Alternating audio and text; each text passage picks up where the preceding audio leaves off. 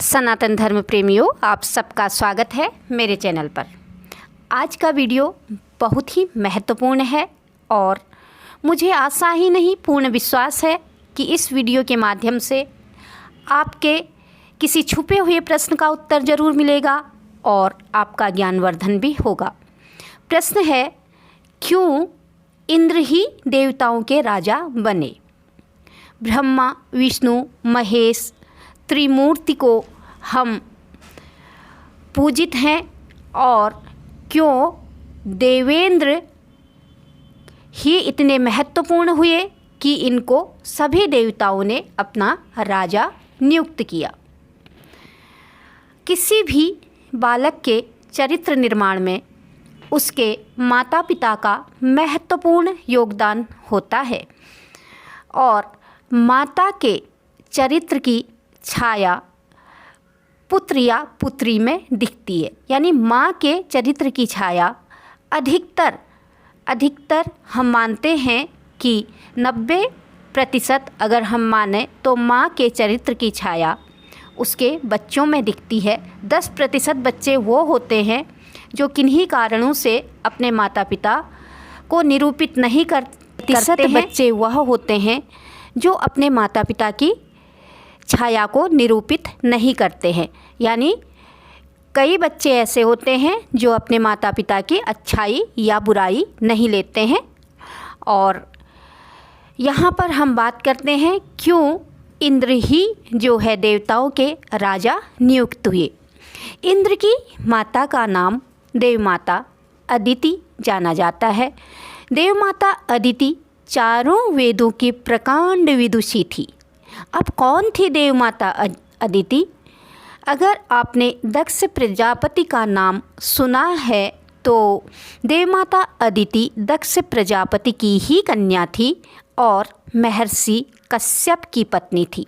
दक्ष प्रजापति की पुत्री होना, महर्षि कश्यप की पत्नी होना देवमाता के लिए एक धरोहर थी और देवमाता खुद भी बहुत विदुषी महिला थी।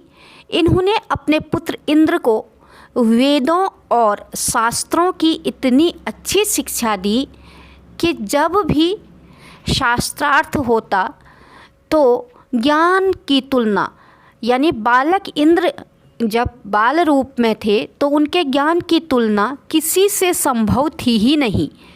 यह सब उनके माता, जिनका नाम अदिति है, उनके संस्कारों के कारण संभव हो सका। यही कारण है कि इंद्र ने अपने ज्ञान के बल पर तीनों लोकों में अपना आधिपत्य स्थापित किया और माता के ही नाम पर उनका एक नाम आदित्य भी जाना जाता है। इंद्र को आदित्य भी माना जाता है।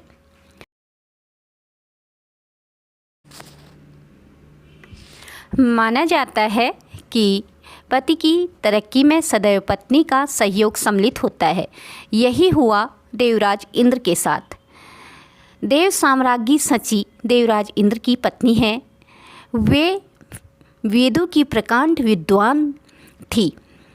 जैसे कि देवमाता अदिति जो उनकी सास थी, वो भी चारों वेदों की प्रकांड विदुषी हैं और देव साम्राज्ञी सची को तो ऋग्वेद के कई सूत्रों पर अनुसंधानकर्ता के रूप में जाना जाता है। सची देवी पतिव्रता स्त्रियों में श्रेष्ठ मानी जाती हैं। सची को इंद्राणी भी कहा जाता है। यह सदैव ही इंद्रदेव की तरक्की में अपना सहयोग देती हैं और सची देवी यानी देव साम्राज्ञी विदुषी होने के साथ साथ महान नीतिवान के रूप में भी जानी जाती हैं, क्योंकि यह इतनी नीतिज्ञ जानी जाती हैं। जब भी देवराज इंद्र अपना साम्राज्य खोए हैं, आपने सुना होगा कि देव दानवों के बीच अक्सर युद्ध हुआ करते थे और वो चलते रहते हैं प्रत्येक कल्प में। और जब भी युद्ध के बाद दानव देवों पर भारी पड़ जाते हैं और इंद्रदेव को जब भी अपना सिंहासन खोना पड़ा है, तब हर हमेशा देव साम्राज्ञी सची उनके साथ आ जाती हैं और वह नीतियाँ बनाती हैं कि कब भगवान विष्णु हमारा खोया हुआ राज्य हमें प्राप्त करने में सहायक होंगे, कब महादेवादिदेव शंकर सहायक होंगे, यानी भगवान विष्णु के पास समस्या ले जानी है या फिर देवादिदेव शंकर के पास समस्या ले जानी है।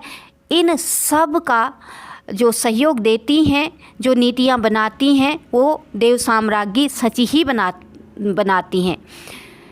जब भी देवराज इंद्र ने अपना साम्राज्य खोया, अपना पद एवं प्रतिष्ठा खोई, तो देव साम्राज्ञी सची ने अपने ज्ञान के बल पर उस खोया हुआ साम्राज्य और खोई हुई पद प्रतिष्ठा को दोबारा प्राप्त करने में देवराज इंद्र का सदैव सहयोग किया है।